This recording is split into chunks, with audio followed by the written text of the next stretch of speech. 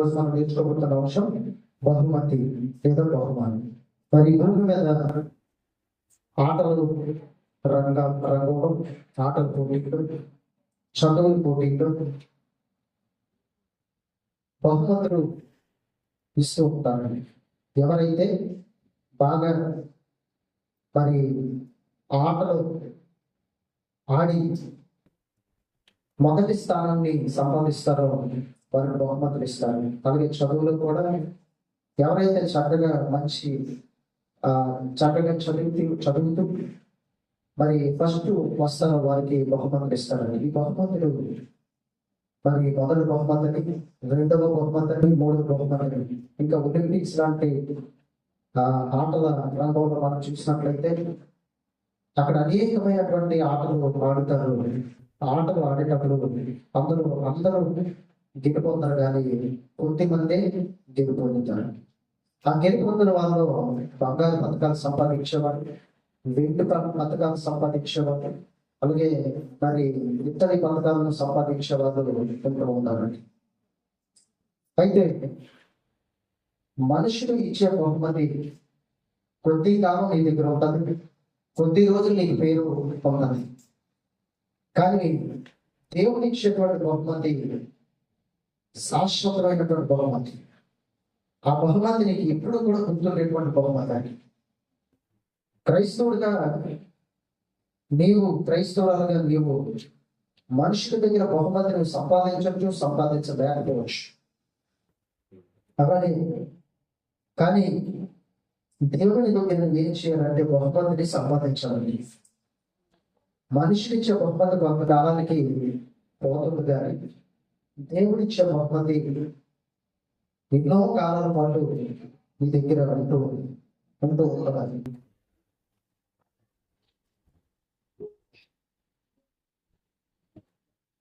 కాబట్టి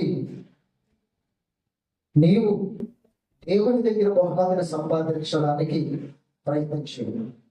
మనుషుల దగ్గర బహుమతి నీకు వచ్చినా రాకపోయినా దేవుని దగ్గర సంఘంలో ఉన్నటువంటి నీవు ఒక దినాన్ని దేవుని దగ్గర బహుమతిని సంపాదించు.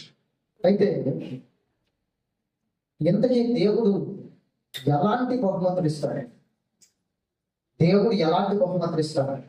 భూమి మీద మనుషులు ఆటల పోటీల్లో గెలిచినటువంటి వారికి బంగారు పథకాలని, వెండి పథకాలని ఇలా బహుమతులు ఇస్తారు. అలాగే చదువుల రంగంలో, ఉద్యోగ రంగంలో గిఫ్ట్స్ ఇస్తూ ఉంటారు. బాగా చేస్తే బాగా ఏమంటే ఆ గోల్ రీచ్ అయితే గిఫ్ట్స్ ఇస్తూ ఉంటారు. కానీ దేవుడు ఇచ్చినటువంటి బహుమతి గిఫ్ట్ చాలా అమూల్యమైనటువంటి ఆ బహుమతిని నువ్వు సంపాదించాలి. క్రైస్తవుడిగా నువ్వు దేవుడి దగ్గర బహుమతిని ఒకరోజు దేవుడికి ఇవ్వబోతున్నాడు. ఆ బహుమతి నువ్వు సంపాదించాలి.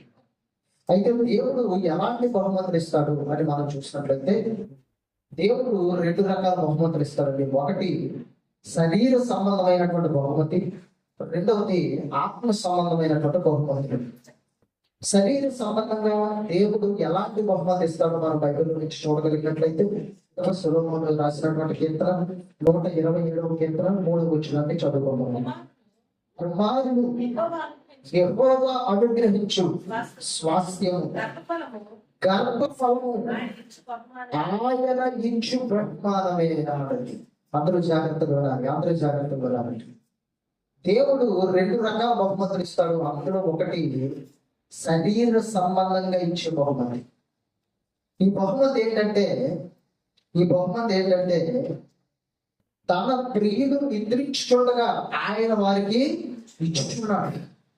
అంటే ఈ బహుమతిని దేవుడు ఎప్పుడు ఇస్తాడు అని అంటే నువ్వు నిద్రపోతున్నప్పుడు ఇస్తాడట. ఏంటి మనుషులు ఇచ్చే బహుమతి ఎప్పుడు ఇస్తాడంటే నువ్వు మెలకువగా ఉన్నప్పుడు.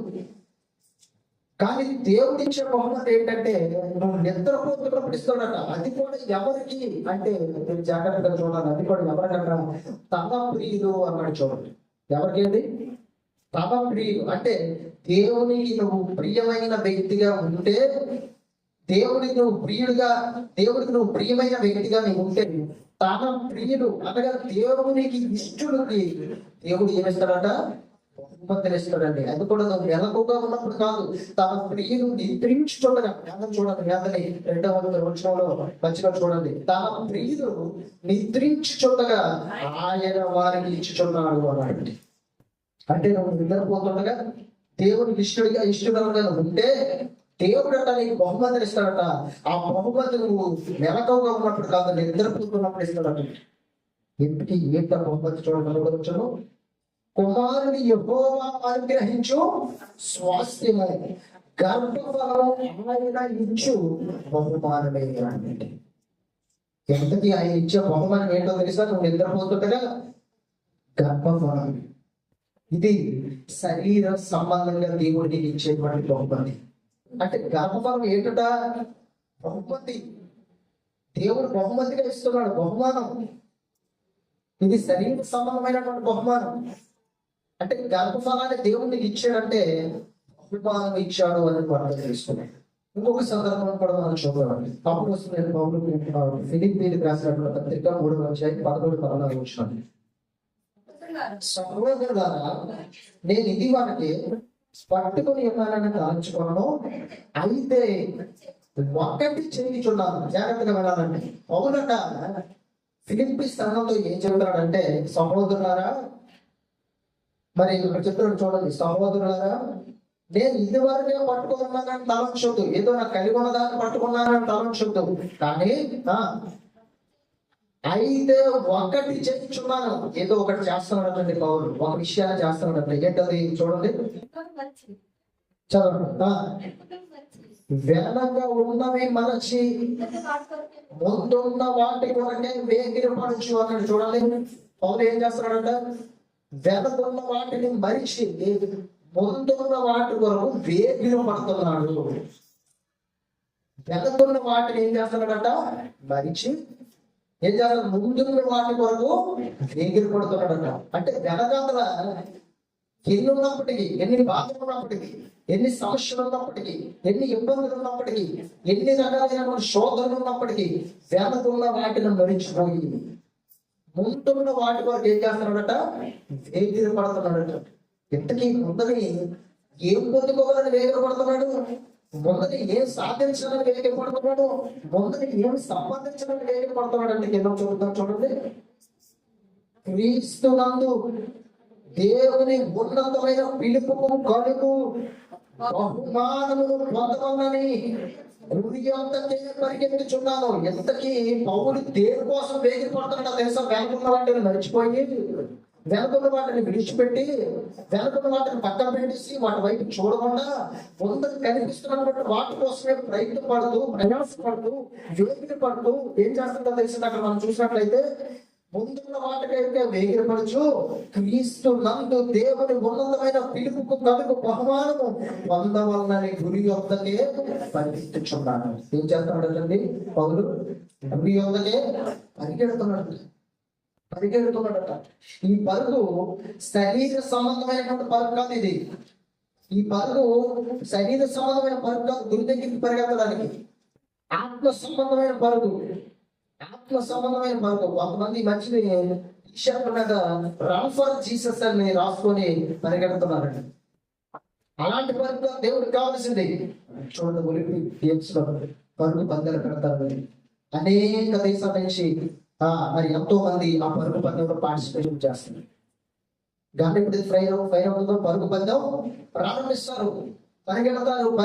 అందరూ వారి శక్తిని ఉపయోగించి, వారి బలాన్ని ఉపయోగించి వారు పరిగెత్తవలసిన దానికంటే ఇంకా వేగంగా పరిగెత్తాలన్న ఆలోచన కలిగి, పట్టుదల కలిగి, ఎలాగైనా సరే ఆ గుడి ఎంతగా పరిగెత్తాలని గుడి దగ్గరికి వారికి ఇవ్వబడినటువంటి లైన్స్ లో పరిగెడుతూ ఉంటారు. ఇలా పరిగెడుతూ ఉన్నప్పుడు కొంతమందికి కాలు దగ్గర పడిపోతూ ఉంటారు గ్రౌండ్ లో, కొంతమంది మరి వెనక పడిపోతూ ఉంటారు, కొంతమంది మధ్యలోనే ఆగిపోతూ ఉంటారు, కొంతమంది మరి గురి చేరుకుంటారు, మధ్యలోనే ఉండిపోయేటువంటి పరిస్థితి. కానీ అందరూ 2-3 మాత్రం కను రెప్ప మాటలో ఆ లైన్ దాటుకుంటూ మొదటి వెనకాతలు వచ్చే వారికి 2వ బహుమతి, ఆ వెనకాతలు వచ్చే వారికి 3వ బహుమతి. పైకి మిగిలిన వాళ్ళందరూ ఎక్కడ ఓడిపోయారు అరగతగా. కొంతమంది పడిపోయారు, కొంతమంది ఆయాసం పడిపోయారు, కొంతమంది నీరస పడిపోయారు. ఈ రోజు క్రైస్తవ జీవితంలో నీ ముందు ఉన్నటువంటి పరుగు పద్ధతిలో దేవుడు నీకు ఒక బహుమతిని ఉంచితే ఆ బహుమతిని సంపాదించడానికి వేగన పడుతున్నావా? పౌరులు ఆ బహుమతిని సంపాదించడానికి ప్రయత్నం చేస్తున్నావా? ఆ బహుమతిని సంపాదించడానికి మరి దేవుని వాక్య విషయంలో, ప్రార్థన విషయంలో ప్రాక్టీస్ చేస్తున్నావా? ఆ బహుమతిని సంపాదించడానికి దేవుని దగ్గర అనుభవాన్ని సంపాదించుకుంటున్నావా? ఒకసారి ఆలోచన చేయండి. మరి ఆ పరుగు పందెం కోసం ఎన్నో రాత్రి పగలు కష్టపడి వ్యాయామం చేసి ప్రాక్టీస్ చేసి చేసి చేసి ఆ ఒలింపిక్స్ లో పార్టిసిపేషన్ చేస్తే బహుమతి అందరూ వచ్చేది ముగ్గురికి. ఆ ముగ్గురు కూడా బంగారు పథకం వచ్చేది ఒకరికి. అర్థమైందండి? కాబట్టి ఇక్కడ మరి గమనించవలసిన విషయం ఏంటంటే, నీ ఆత్మీయ జీవితంలో ఎంతవరకు దేవుని నిమిత్తమై నువ్వు పరిగెట్టగలుగుతున్నావు, ఎంతవరకు గురుయంతకు నువ్వు పరిగెత్తగలుగుతున్నావు, నీ పరుగు పద్ధతిలో ఎలా ఉంది? నీ పరుగులో నడిచే వ్యక్తిగా ఉన్నావా? పరిగెడుతూ దేవుని దగ్గర బహుమతిని సంపాదించాలన్న ఆసక్తి, ఆలోచన, ఆతృత, ప్రయత్నం కలిగి ఉంటూ ఉన్నావా? ఒకసారి ఆలోచించండి. మరి ఇక్కడ మనం చూసినట్లయితే ఏదో దేవుని మనం నమ్ముకున్నాం కనుక అని ఏదో మనం వెళ్ళాలి కదని, ప్రార్థన చేయాలి కదని, వాక్యం వినాలి కదని నడిచేటువంటి పరిస్థితుల్లో ఉన్నావా? నేను క్రీస్తు దగ్గర బహుమతులను సంపాదించాలని అప్పొస్తలుడైన పౌలులాగా వెనకున్న వాటిని మరిచి గురియంతగా పరిగెత్తే వ్యక్తిగా వేగరపడుతూ ఉన్నావా? ఒకసారి ఆలోచించి. పౌలు ఇక్కడ పరిగెడుతున్నాడు తెలుసా? ఆత్మీయమైనటువంటి పరుగు. గురి యొక్క ఎందుకు పరిగెడుతున్నా తెలుసా? దేవుడు గురి పెట్టాడు అక్కడ. ఆయన ఇక్కడ నువ్వు స్పీడ్ గా పరిగెత్తి వస్తేనే బహుమతి, లేకపోతే బహుమతిని సంపాదించలేదు. పౌలు వెళ్తున్న వాటిని అన్ని మర్చిపోయాడు. దేవుడు ముందుగా ఏర్పాటు చేసిన దానికోసం పౌలు ఏం చేస్తున్నాడంటే వేగిరపడుతున్నాడు, వేగరమై సిద్ధపడుతూ ఉన్నాడండి. ఈ రోజు ఒక ఆదివారం రావాలంటే ఎంత వేగపడుతున్నాం దేవుని దగ్గర రావడానికి. ఒక స్త్రీని కొడుకు వెళ్ళాలంటే ఎంత వేగపడుతున్నాం, ఒక గృహ గుడికి రావాలంటే ఎంత వేగన పడుతున్నాం, ఒక దేవుడి పని అంటే ఎంత వేగన పడుతున్నాం, ఒక ప్రార్థన అంటే ఎంత వేగన పడుతున్నాం, ఒక పాఠం అంటే ఎంత వేగన పడుతున్నాం, వాక్యం అంటే ఎంత వేగన పడుతున్నాం, దేవుడి కార్యాలంటే నీలో వేగం ఎక్కడుంది? పరిగెట్టేవాడు వేగంతో పరిగెడితేనే గురి యొక్కకు చేరగలరండి. స్లోగా పరిగెడితే గురి యొక్కకు చేరలేదు. నీ గొప్పని ఇంకొకరు పొందేసుకుంటారు, నీ దీవుని ఇంకొకరు పొందేసుకుంటారు, నీ ఆశీర్వాదాన్ని ఇంకొకరు పొందేసుకుంటారు. నేను బయటతో మనం చూస్తే యాసావు యాకోబు బంధు. మరి యాసవు గట వేటాడి మాంసం తెచ్చినప్పుడు ఇస్సాకు అంటే యాసవును ప్రేమించేవాడు. అయితే యాకోబు ఏం చేసేవాడు? ఎక్కడికి ఇవ్వడు కదా, ఇంటి దగ్గర ఉండేవాడు. యాకోబు ఏమో తల్లి ప్రేమించాడు. ఇలా 2 రోజులు పోయాక ఇస్సాకుకి వయసు పెరిగిపోయింది. మా అమ్మ దృష్టి వచ్చింది, సరిగ్గా చూడలేకపోతున్నాడు. తన కుమారుడు ఎంతకొడుకు పిలిచి, అయ్యా నా కోసం మాంసం వేటాడ తెచ్చు, అది తిని నేను దీపిస్తాను, ఆశీర్వదిస్తానని చెప్పాడు. వేటకి వెళ్ళాడు. ఈ మాటలు భార్య ఆలోచించింది. చెలగూడు కంటే ప్రేమగా ఏం చేసిందంటే వెంటనే ఒక మేకని అక్కడ వధించి త్వరగా ఆహారాన్ని సిద్ధం చేసి, మంచి భోజనం సిద్ధం చేసి, ఆ తోలు ఇతనికి యాసం ఉంటేనండా రోమ ఆ తోలుని ఏం చేసింది, ఇతని చేతులకి ఇతని యొక్క శరీరానికి కట్టేసి తండ్రి దగ్గర అతను నాన్నగారి దగ్గర పంపించి మరి వెళ్ళాడు. తండ్రి ఇదిగో మాంసాన్ని సిద్ధం చేశాడంటే ఎంత వేగంగా నీకు దొరికిందా? ఎక్కడ దొరికిందా? ఎంత వేగం అంటే దేవుడు నాకు ఇచ్చాడు అన్నది. వెళ్ళాడు, తండ్రి చూసాడు. యాసావా యాకోబు అని చూడకుండా ఒకటి రెండు ఏమున్నాయి? రోమాలు ఉన్నాయి. అప్పుడు ఇస్తాను అంటున్నాడు, స్వరం చూస్తే యాకోబు, నీ శరీరాన్ని ముట్టుకుంటే యాసావా. సరిగ్గా ఏదైతే అయిందని అన్ని ఆశీర్వాదాలు పెట్టిస్తాడు. ఇచ్చాడు. కొంతసేపు అయింది. అప్పుడు యాసావు మాంసం సిద్ధం చేసి తీసుకొచ్చి తీస్తే అప్పుడు, అయ్యా నేను వచ్చేది ఇంతకుముందు వచ్చింది ఎవరు? అయ్యో నేను ఇప్పుడే వచ్చిందో, మరి ఎంతకుముందు వచ్చింది ఎవరు? నాకు ఆహారం పెట్టింది ఎవరంటే నేను రాదని మాంసం ఇప్పుడు పట్టుకొని వచ్చాను సిద్ధం చేసిన వాటికంటే, అయ్యో నేను ఎంత పని చేశాను, ఆశీర్వాదాలని నేను తమ్ముడికి. ఇక్కడ మీరు గమనించవలసిన విషయం ఏంటంటే, యాకోబు తొందరగా రెడీ చేసినాడు. అంటే అతని తల్లి చేత రెడీ చేయించబడ్డాడు. అతని తల్లి చేత ఏం చేయించబడ్డాడండి? తొందరగా రెడీ అయిపోయాడు, ఆహారాన్ని సిద్ధం చేసి తండ్రికి ఇవ్వడానికి. ఈ రోజు నీ హృదయం దేవుడికి ఇవ్వడానికి నీలో అంత వ్యాపం ఎక్కడ ఉంది? ఈ రోజు నీ జీవితం దేవుడి కోసం సమర్పించడానికి అంత వేగమైనటువంటి సిద్ధపడటం కలిగి ఉన్నావా? ఈ రోజు నీ మనసు దేవుడికి ఇవ్వడానికి అంత వేగమైనటువంటి పరిస్థితి నీ జీవితంలో కలిగి ఉన్నావా? యాకోబులకు ఎక్కడికో దూరం వెళ్ళిపోయి ఎప్పుడో నువ్వు తండ్రి దగ్గరికి వస్తానంటే, ఎప్పుడో నీ దేవుడి దగ్గర నువ్వు వస్తానంటే ఎలాంటి ఆశీర్వాదం పొందుకుంటావండి? ఎలాంటి వేదన పొందుకుంటావు నీ జీవితంలో? ఎలాంటి కృప పొందుకుంటావు నీ జీవితంలో? అన్ని ఆశీర్వాదాలు యాకోబు వృద్ధిస్తున్నాడు. ఎందుకంటే వేగంగా సిద్ధపాటు చేశాడు, వేగంగా రెడీ చేశాడు, వేగంగా సిద్ధపాటు చేసి తీసుకొచ్చాడు ఆశీర్వాదాలు. ఈ రోజు దేవుడి దగ్గర నువ్వు బహుమతిని పొందుకోవాలంటే నువ్వేం చేయాలో తెలుసా? వేగరపడాలి పౌరులాగా, వేగరపడాలి యాకోబులాగా. అలా వేగరపడితే దేవుడి దగ్గర నీకు బహుమతి లభిస్తుంది. దేవుడు నీకు బహుమతిని ఇస్తాడండి. వేగర పడకపోతే నువ్వు సిద్ధపడకపోతే పడకపోతే దేవుడి బహుమతిని సంపాదించలేదు. వేగంగా పరుగులో పరిగెత్తకపోతే గోధుమ రీచ్ అవ్వలేదు, ఆ లైన్ దగ్గర నువ్వు వెళ్ళలేదు. ఈ రోజు నువ్వు దేవుడి దగ్గర బహుమతిని సంపాదించాలంటే నీ జీవితంలో కూడా వేగరపాటు ఉండాలి. ఈ రోజు నువ్వు వేగరపాటు ఉంటే నీ దేవుడి దగ్గర బహుమతిని సంపాదించాలి, లేకపోతే బహుమతి సంపాదించాలి. దేవుడి దగ్గర ఎలాంటి బహుమతిని సంపాదించలేదు. మన పనుల నిమిత్తం, మన అవసరాల నిమిత్తం మనం ఎంతైనా వేగరపడతాం, అనేక విషయాల్లో వేగరపడతాం. కానీ దేవుడి దగ్గర ఎక్కడ ఉందని వేగరపడతాం. దేవుడి దగ్గర ఎక్కడ ఉంది వేగరపడతాం. ఆ వేగరపడ నేను ఉంటాను. మీ పిల్లల స్కూల్కి పంపించడానికి వేగిసి ఒకవేళ మీరు ఆలస్యంగా లేగిస్తే ప్రార్థన లేదు, పేద లేదు, పక్కన చూసి మమ్మల్ని చక్కగా వెంటనే పోయి మీద నీళ్ళు పెట్టేసి, కూర పెట్టేసి, వాళ్ళు స్నానం చేయించేసి, బ్రష్ చేయించేసి, అడగుడి పడిపోయి ఏమంటే ఒంటి మీద వస్త్రాలు వేసేసి, బూట్లు వేసేసి అన్ని రెడీ చేసేస్తున్నారు. వస్తున్నారు ఆదివారం వస్తే తీరుగా నిలుస్తూ మన పనులు నెమ్మదిగా చేసుకుంటూ టైం చూసి 9 కదా 10 కదా 11 వెళ్ళాలి. నెమ్మదిగా స్నానం చేసి నెమ్మదిగా వెళ్తాన్నట్టుగా రెడీ అవుతూ ఏమండి నీరసం మొగ్గ పెట్టుకొని ఆదివారం దేవుడికి వస్తాను. అర్థమైందా? దేవుడు సంతోషిస్తాడని చూసి బహుమతి ఇస్తాడు దేవుడు. నీకు పొగ ఏం చేస్తాడో తెలిసింది. వెనక ఉన్నవి మరిచి ఏం చేస్తాడో చూడండి. అక్కడ వెనక ఉన్నవి మరిచి ముందు ఉన్న వాటి కనుక వేరుపడుతూ వాటి వారు ఎంత వేగంగా రెడీ అవ్వాలి, ఓటానికి ఎంత వేగంగా రెడీ అవ్వాలి, స్త్రీని కూడా ఎంత వేగంగా రెడీ అవ్వాలి, దేవుడు పని అంటే ఎంత వేగంగా రెడీ అవ్వాలి. ఒకసారి ఆలోచన చేయండి.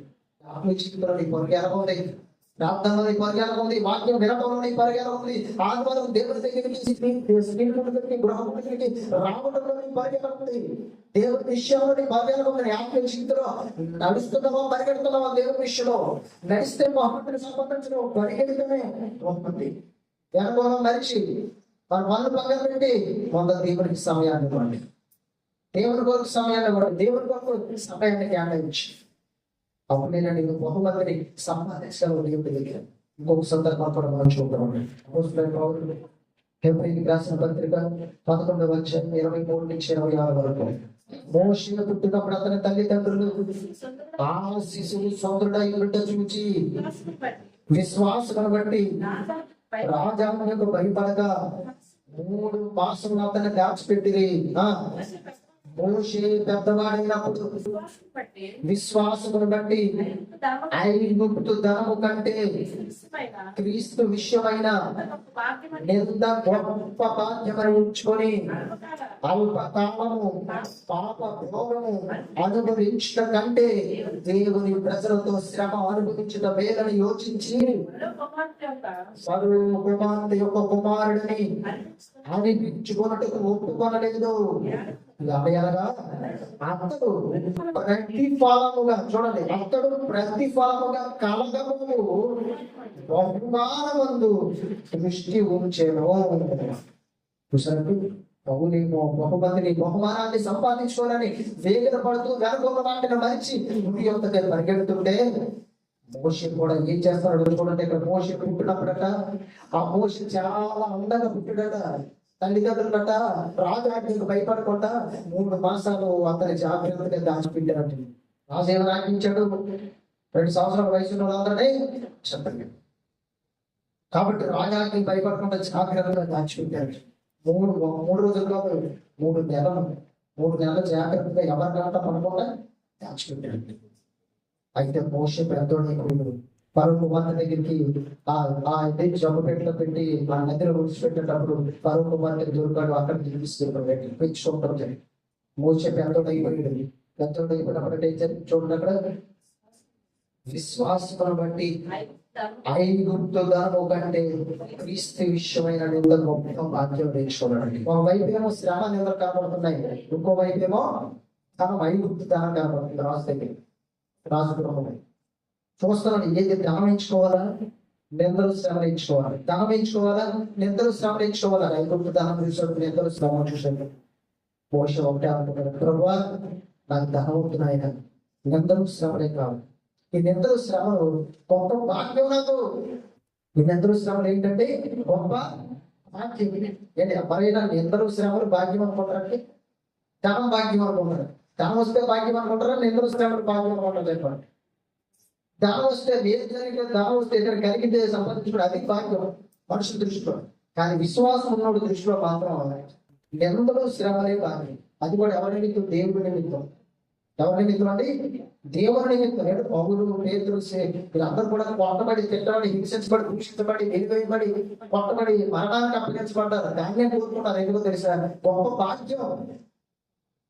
దేవుని నామంలో దెబ్బలు తినడం భాగ్యం, గొప్ప భాగ్యం అండి. ఒకసారి మాట మనం చూద్దాం. అపోస్తలుల కార్యం 5:40-42 వారు అతని మాటకు సంబంధించి అపోస్తలులను పిలిపించి కొట్టించి యేసు నామమును బట్టి బోధింపకూడదని ఆజ్ఞాపించి వారిని విడుదల చేశారండి. ఒక పుట్టింది మొదలుకొని పుట్టుబడిన మనిషి స్వస్థపరిస్తే ఏం చేశారో తెలుసా? ఈ ప్రధాన యాజకులు, పెద్దలు, అందరూ కూడా వీళ్ళు పిలిపించి ఏం చేశారో తెలుసా? అపోస్తలులను పిలిపించి ఏం చేశారట? కొట్టించి యేసు నామాన్ని బట్టి ఎంత మాత్రం మీరు బోధించకూడదని గట్టిగా ఆజ్ఞాపించి వారిని వదిలేశారట, విడుదల చేశారట. అప్పుడు చూడండి, నా ఫేవరెట్ వచ్చిన బాగా చూడాలండి. ఆ నామం కొరకు, ఏ నామం కొరకు? యేసు నామం కొరకు అవమానం పొందుటకు పాత్రులమని ఎంచుకున్నందున వారు సంతోషించుచు మహాసభ్యత నుండి వెళ్ళిపోయి ప్రతి దినము దేవాలయంలో ఎంటెంటను మానక బోధించుచు యేసే క్రీస్తుని ప్రకటించుచుండే. అపోస్తలులు పిలిపించారని, మీరు యేసు నామాన్ని బట్టి బోధించకూడదు అని గట్టిగా తిట్టి వాళ్ళని కొట్టించి ఉద్ధరిస్తున్నట్టు. అప్పుడు అపోస్తలులు ఏమనుకున్నారో తెలుసండి? ఆ నామం కొరకు అవమానం పొందుటకు మేము పాత్రులని అని ఎంచబడినందున వారు ఏమించుకున్నారంటే అక్కడ పాత్రులు అని ఎంచుకున్నారు. అంటే దేని నిమిత్తం పాత్రలు ఎంచుకున్నారు? ఆ నామం కొరకు ఏం పొందడానికి? అవమానం. ఎవరి నామం కొరకు? యేసు నామం కొరకు అవమానం పొందడానికి మేము పాత్రమని ఎంచుకున్నారు. అక్కడ మోషే ఏమించుకున్నాడు? ఐగుప్తు ధనము కంటే క్రీస్తు విషయమైన నింద గొప్ప భాగ్యం. చూసారండి? నిజంగా విశ్వాసం అయితే, ఆత్మ సంబంధమైన పరలోక సంబంధమైన విశ్వాసం అయితే కొన్ని ఇలాగే ఆలోచిస్తాడు. శరీర సంబంధమైన విశ్వాసం అయితే అన్ని శరీర విషయాలతోనే ఆలోచించేస్తాడు. చూసారండి? అప్పుడు పిలిపించి కొట్టించి బెదిరించి ఈ నామాన్ని బట్టి మీరు ఎంత మాత్రం బోధించుకోవడానికి వారికి ఆజ్ఞాపించి వారిని వదిలేసిన వాళ్ళు ఏమించుకుంటారో తెలుసా? ఆ నామం కొరకు అవమానం పొందడానికి మీరు పాత్రులని అని ఎంచుకున్నారు పాత్రలు. ఎంచుకొని ఏం చేశారో తెలుసా? వారు ఏం చేశారట? అబద్ధిని కూడా ఏం చేశారట? సంతోషించుచు మహాసభ ఎదుటి వెళ్ళిపోయి ప్రతి దినం దేవాలయంలో ఎంతెంత బాగా బోధించుచు యేసే క్రీస్తు ప్రకటించినటువంటి. చూసారా? ఎందుకంటే చాయిస్ ఎంచుకున్నారు, అవమానాలు ఎంచుకున్నారు. దేవుడి నిమిత్తం సంతోషించారు. పాత్రులే అని ఎంచుకున్నారు. వాటిని యోగ్యులు, పాత్రులు. దేవుడి నిమిత్తం కొట్టబడ్డానికి, హింసింపబడ్డానికి మీరు పాత్రులని, యోగ్యులుగా ఎంచుకున్నారు. అప్పుడు పౌరు బహుమానం కోసం వేగిరి పడి పరిగెత్తితే మోషే ఐగుప్తు ధనం కంటే క్రీస్తు విషయాన్ని ఎంత గొప్ప భాగ్యమని ఎంచుకొని పలు కుమార్తె కుమారుడు అనిపించుకోవడానికి ఒప్పుకోకుండా కలగబోయే ప్రతి ఫలముగా కలగబోయే బహుమానం మీద ఏమించాడంటే దృష్టించడండి. ప్రతిఫలంగా కడపకి బహుమానం దృష్టించాడు. బహుమానం కావాలనుకున్నాడు కానీ ఫరో కుమారుడిగా అనిపించుకోవడానికి ఒప్పుకోలేదు. ఐగుప్తు ధనం కావాలని కోరుకోలేదండి. అపోస్తలులు కూడా ఆ నామం నిమిత్తం అవమానపరచడానికి మేము పాత్రులమే, దెబ్బతనాన్ని మేము పాత్రులమని అవమానాన్ని ఎంచుకున్నారు క్రీస్తు నిమిత్తం. ఎందుకో తెలిసాను, వారికి బహుమతి కావాలి, బహుమతిని సంపాదించుకోవాలి. ఆ బహుమతి దేవుడు ఇచ్చిన బహుమతి మామూలు కాదు.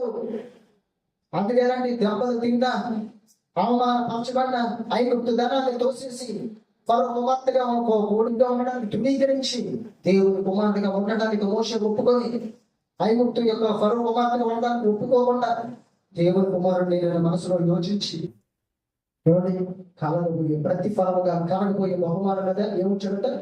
దృష్టి. ఈ రోజు నీ దృష్టి ఎక్కడ ఉంది? దేని మీద ఉంది నీ దృష్టి? లోకం మీద, లోకాశుల మీద, కుటుంబం మీద, పిల్లల మీద, భవిష్యత్తు మీద, దేని మీద నీ దృష్టి? దేవుని మీద ఉందా బహుమతి నీ దృష్టి? బహుమతి మీద ఉందా నీ దృష్టి? ఒకసారి ఆలోచన చేయండి. కలగబోయే బహుమానాల దృష్టి వచ్చాను. ఈ బహుమతి దేవుడు ఎప్పుడు ఇస్తాడో తెలుసా? ఈ బహుమతి దేవుడు ఎప్పుడు ఇస్తాడో తెలుసా? ఆయన రెండవ రాకడలో అందరినీ పోగేసి, ప్రపంచంలో మనుషులందరినీ పోగేసి అక్కడ ఇస్తాడండి బహుమతి. దేవుడు ఒలింపిక్స్ లో అయితే అక్కడ రౌండ్ లో ఉన్న వాళ్ళు చూసుకుంటే ఇవ్వచ్చు, మిగతా వాళ్ళు టీవీలో చూడకపోవచ్చు. కానీ దేవుడు దేవతలు చూస్తుండగా, సంఘం చూస్తుండగా, మనుషులందరూ చూస్తుండగా నిన్ను పిలిచి ఫలానా నమ్మకమైన మంచి దాసుడా, ఫలానా నమ్మకమైన మంచి దాసుడా, వెనుకున్న వాటిని మరిచి ముందున్న వాటి వరకు వేగిరపడి పట్టాము గనుక ఇదిగో నీకు బహుమతిస్తాడు. ఏమంటే ఐగుప్తు ధనం కంటే అల్పకాలం పాపం కంటే దేవుడు శ్రమను గురించి మేలని యోచించి క్రీస్తు విషయాన్ని ఎంత గొప్ప ప్రార్థన కనుక ఇదిగో నీకు బహుమతి. నా నామం నిమిత్తం అవమానం పొందుకోవడానికి దెబ్బలు పాత్రున్నారు కనుక ఇదిగో నీకు బహుమతి. అది దేవుడు బహుమతులు ఇస్తాడంట. పరలోకానికి వెళ్ళే ముందు బహుమతులు ఇస్తాడంట. 2 ఇదిగో మీరు శోధింపబడిన అపవాది మీలో కొందరు చెప్ప వేపుకోచున్నాడు 10 దినములు మీకు శ్రమ కలుగును, మరణం వరకు నమ్మకము కలుగుటము, నేను నీకు జీవవాక్యం వినడానికి ఇస్తాను చెప్పాను. అంటే దేవుడు నీకు ఇచ్చే బహుమతి ఏంటో తెలుసా? ఈ భూమి మీద బహుమతిని సంపాదించడానికి నువ్వు దగ్గర పడితే, వెనుకున్న వాటిని మరిస్తే, దేవుని కోసం శ్రమ, కష్టం, బాధ, ఇబ్బంది, శ్రమను నువ్వు తట్టుకుని ప్రభు కొరకు ముందుకు సాగిపోతే దేవుడు నీకు ఇవ్వబోతున్న బహుమతి ఏంటో తెలుసా? జీవ కిరీటం. జీవ కిరీటం అంటే బహుమతిని ఇస్తాడు. అందరూ చూస్తాడుగా నీకు జీవ కిరీటం ఇస్తాడు దేవుడు. ఒకరిద్దరు కాదు, భూమి మీద ఉన్న మనుషులందరూ చూస్తారు నిన్ను. ఎంత గొప్ప భాగ్యం అండి. ఇంకొక సందర్భం కూడా చూద్దామండి. 17 వచ్చిన పెద్దల సంఘంతో దేవుడు మాట్లాడుతూ చూడండి. 17 వచ్చిన సంఘములతో ఆత్మ చెప్పుతున్న మాట చెవిగలవాడు వీరుడు కాక జయించువానికి. దేవుడి మోషే ఏం చేశాడు? ఐగుప్తు ధనాన్ని జయించాడు. ఫరో కుమారుడు అనిపించుకోవడానికి దాన్ని కూడా ఏం చేశాడు? జయించాడు. దాన్ని జయిస్తాడు కదా బయటికి రాగలరు. జయించడానికి ఏమిస్తున్నాడు చూడండి. మన్నాను భుజింపనెత్తును, తెల్ల రాత్రి ఇత్తును, రాత్రి మీద చక్కగా ఒక కొత్త పెట్టులో పొద్దున వారికి ఎవ్వరికి భూమి మీద నువ్వు జయిస్తే, భూమి మీద దేవుని కొరకు నిలవబడితే, వేగిరి పడితే, బహుమానాన్ని సంపాదించుకోవడానికి వేగిరి పడితే, శరీర సంబంధంగా ఆయన ఇచ్చే బహుమతి గర్భఫలం అయితే, ఆత్మ సంబంధంగా ఆయన ఇచ్చే బహుమతి జీవ కిరీటం. తెల్ల రాత్రి ఇత్తున వారికి కొత్త పేరు ఉంటుంది. ఆ పేరు పొందిన వారికి తప్ప ఎవరికి. కాబట్టి భూమి మీద దేవుడి మరి బహుమతిని నువ్వు సంపాదించుకోవడం దేవుడి దగ్గర ప్రయత్నం చేస్తావు. ఒకనాడు దేవుడు నీకు ఏమిస్తాడంటే బహుమతిని ఇస్తాడంటే. ఈ రోజు ఆ బహుమతిని సంపాదించుకోవడానికి నువ్వు సిద్ధంగా ఉన్నావా? లేదా బహుమతిని పొందలేక, బహుమతిని సంపాదించుకోలేక, వెనుకున్న వాటిని మరవలేక, ముందున్న వాటి వైపు చూడలేక, వెనుకున్న వాటి వైపు రోజు భారీగా చూస్తూ ముందున్న దాని మీద చూడకుండా ఈ రోజు నువ్వు దేవునికి దూరం అయిపోయే పరిస్థితిలో ఉన్నావా? ఒకసారి ఆలోచించండి. పౌలు ఏం చేశాడు? వెనుకున్న వాటిని ఏం చేశాడు? మనిషాడు. ముందున్న వాటి వరకు ఏం చేశాడు? వేగిరి పడ్డాడు. లోతు భార్య పరిగెత్తుతున్నారు, ఎవరు తీసుకెళ్తున్నారంట. ఏం చెప్పారు తెలుసా? వెనక వైపు మీరు చూడండి, మొదలైన చూడండి అని చెప్పాడు. కొంత దూరం పరిగెట్టారు. పరిగెట్టిన తర్వాత రూతు భార్య ఏం చేసింది తెలుసా? తల తిప్పి వెనక వైపు చూసి వెంటనే అక్కడ ఏమైపోయింది? ఉపస్థానం అయిపోయింది. అక్కడ ఆవిడ జీవితం మరి కథలేదు కాబట్టి ఇంకా అక్కడతో ఆవిడ స్టోరీ ఏమైపోయింది అంటే ఈరోజు నీవు ముందు ఉన్న వాటిని చూస్తూ ముందున్న వాటితో పరిగెడితే క్రీస్తు నిమిత్తం ఒక దేవుడి దగ్గర ఎప్పుడు ఉంటే బహుమతిని కొట్టుకుంటాను.